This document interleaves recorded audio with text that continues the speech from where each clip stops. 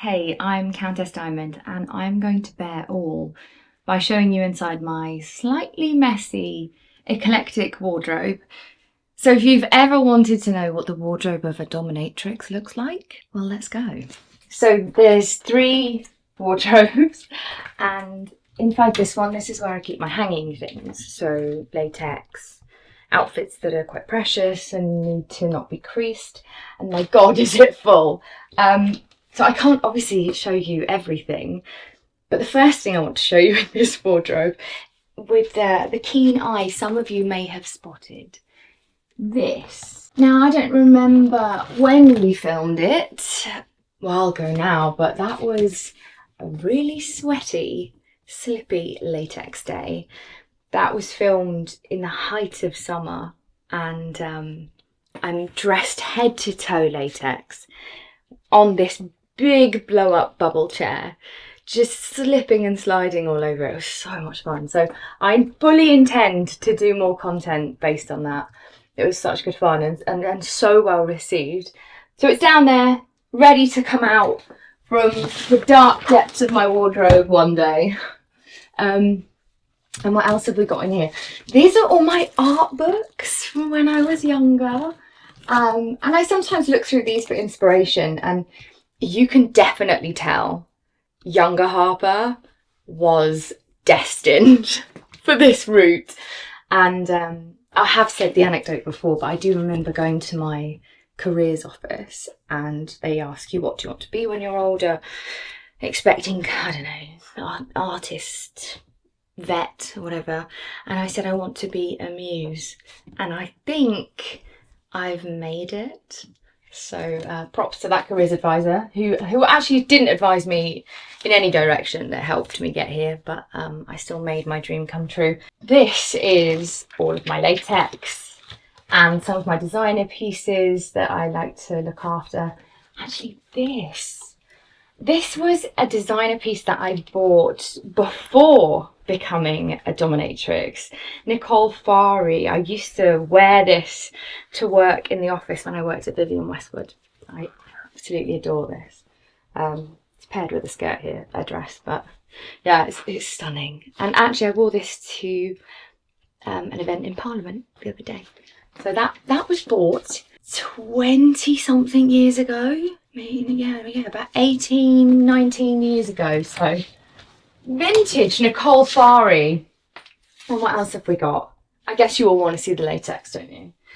But also, don't forget, I'm not completely obsessed with designer. I bought this.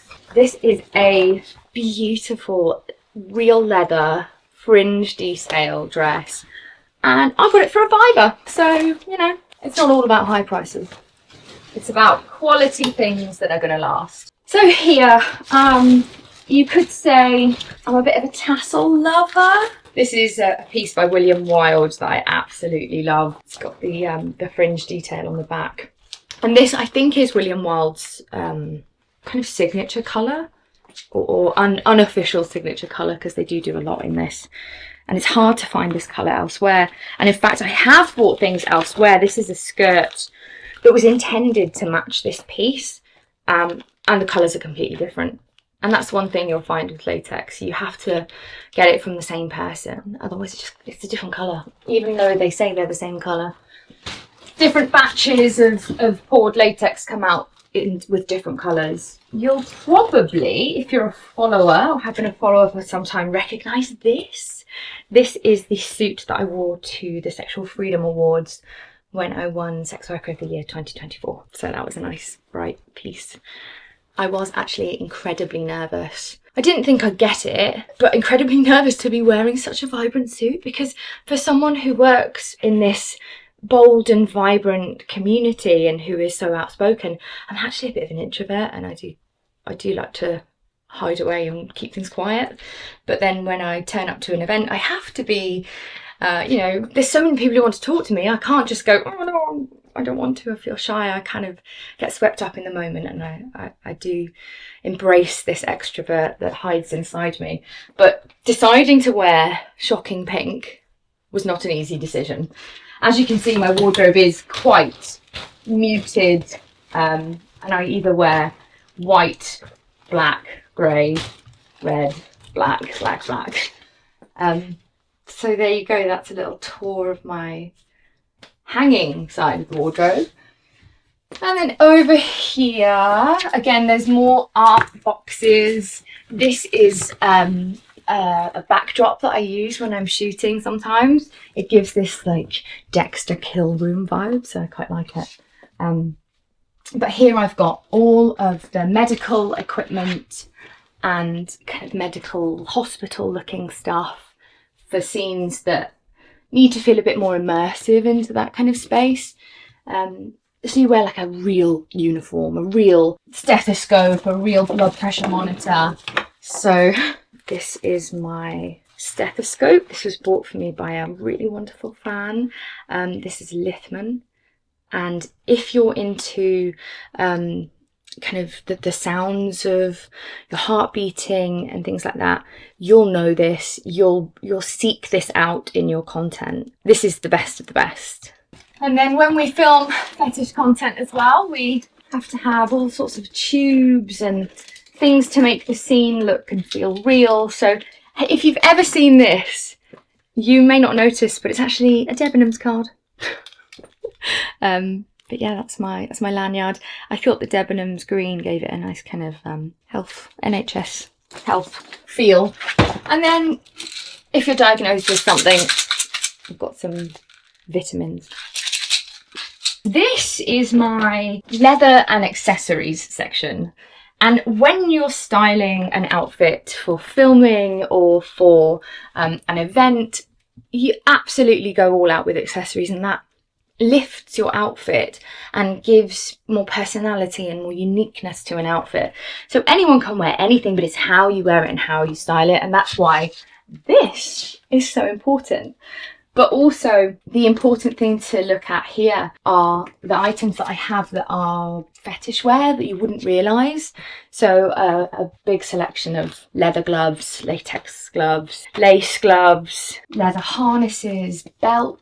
So this is, I'm just embarrassing myself now by showing you how messy this is. Latex gloves, I've been meaning to hang these up. I mean, what is it?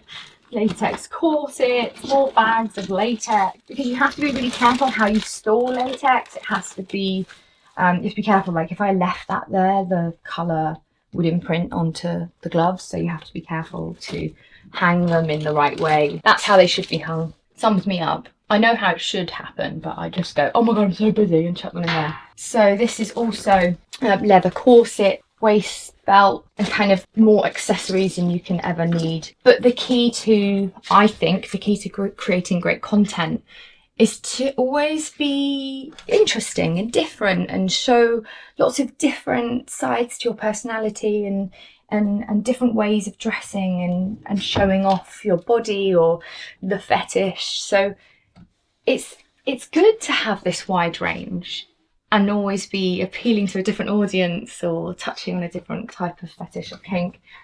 And then here, again, yeah, it's more latex, it's corset. This is such a stunning corset. I don't know if any of you recognise that designer. Really tiny waisted corset.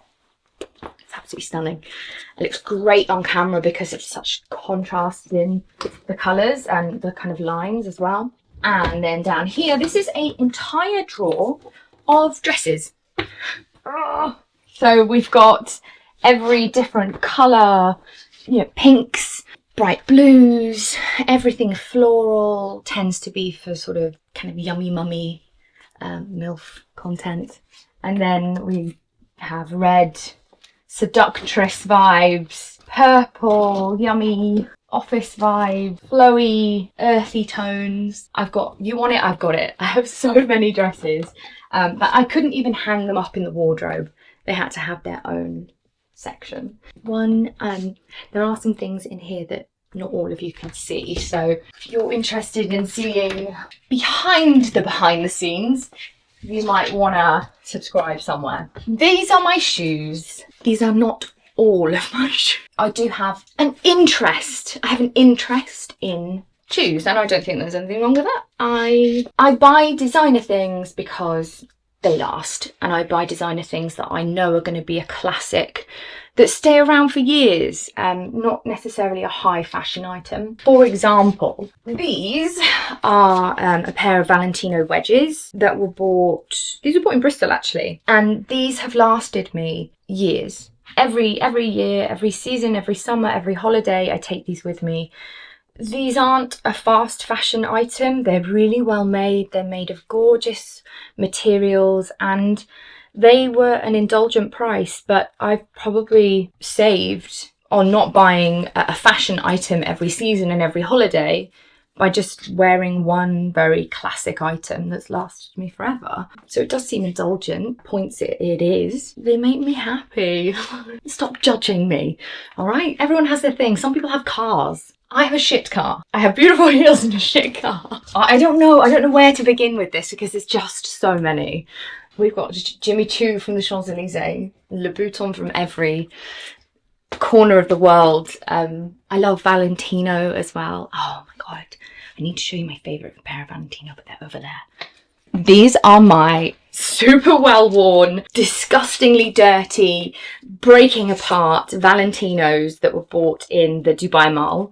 And I have worn these so many times and had them repaired and have them polished and had them looked after. I mean, I'm going to show you now, they're really grotty and dirty. You're going to be surprised that a dominatrix walks around looking like that, but look. But that's what you're supposed to do. You're supposed to wear them and love them and enjoy them, and any damage can get repaired, any slipping in the sole can be repaired. It's all part of enjoying them. Otherwise, what's the point?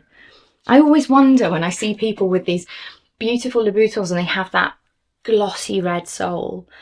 I kind of think that's like getting a new car and not driving it. Go on, go out and, you know, have fun.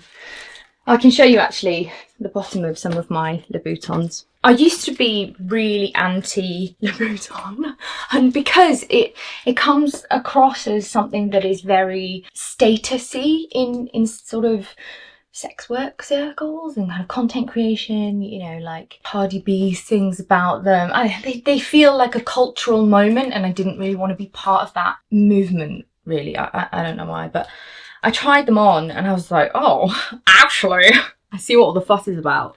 They're really, really nice, and the designs are classic and comfortable, and these are years old. They need love, they need attention. Every time I get them resoled, rehealed, they're given a bit more love. But again, why invest in something that you're not going to thoroughly enjoy, even if it means some marks and scuffs? To me, these are marks and scuffs that show I've had a great time, because I wasn't thinking about the care of these. I was just having a good time, and what will be, you know. These have been on so many great nights with me, and you can see the sole as well. I've had replaced with a gripper, so you don't fall over. And you can get that done at any decent shoe shop. There are places that you can go and get it done, but anyone who has who fixes shoes can get access to the red soles. They may not be the exact red, but who's looking? Who's really looking? This is where we get a bit spicy.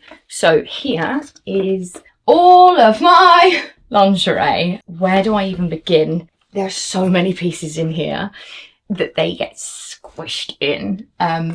Some of them I wear regularly because they feel nice on my body. Some of them I avoid wearing because they kind of don't feel right, or I feel like they don't flatter me. Some of them I can't really even remember where they came from, but they're just trusty fail safes. They look great in every clip and every piece of content. Do you want to know an interesting fact? Some of my lingerie was given to me by a sex worker dominatrix friend who was exiting the industry. And she was like, well, I don't need it anymore, so do you want it? And that's a nice thing that we as a community of people do. We sell on, we gift, I don't fit in that one anymore. This is perfect for you. Do you want it? And they in return say, oh, well, this has never fit me. My boobs don't fit in that. And you swap because we care for each other.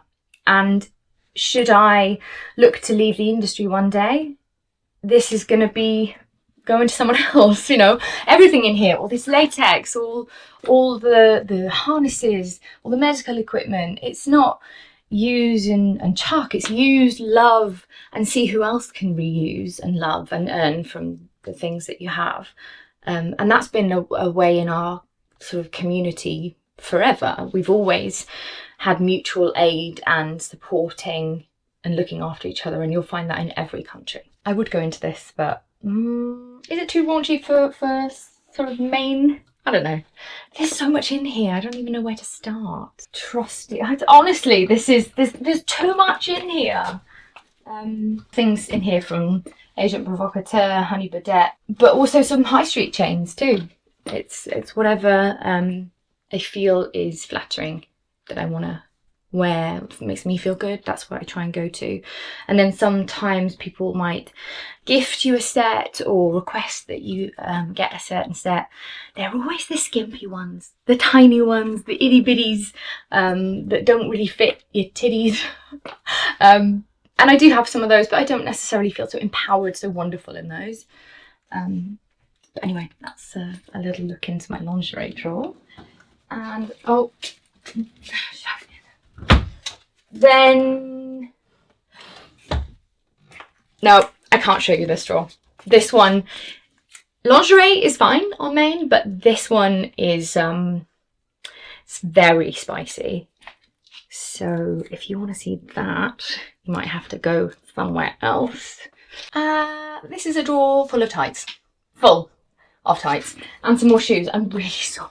Shoes, but I need them, and I need to keep this space. So yeah, just full of tights. If you're a tights enthusiast, you want to dive into my nylons, this is a drawer full of every type of tights, stockings, fishnets, fully fashioned everything in here. You never know when you're going to need a pair of tights.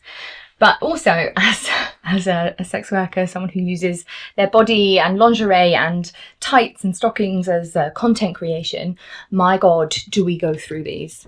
Like so many. And the best are Wolfords. I will have not a bad word said about Wolfords. They last so long. Another amazing tights brand that I always go to are Snag tights, because they last. You can do anything. You can catch your heel on them. You can kind of do all these crazy moves, and they still stay up. So Snag tights, if you're looking for a pair of very durable tights, Wolford and Snag. And then maybe if you had a drawer full of those, you wouldn't have to keep placing them.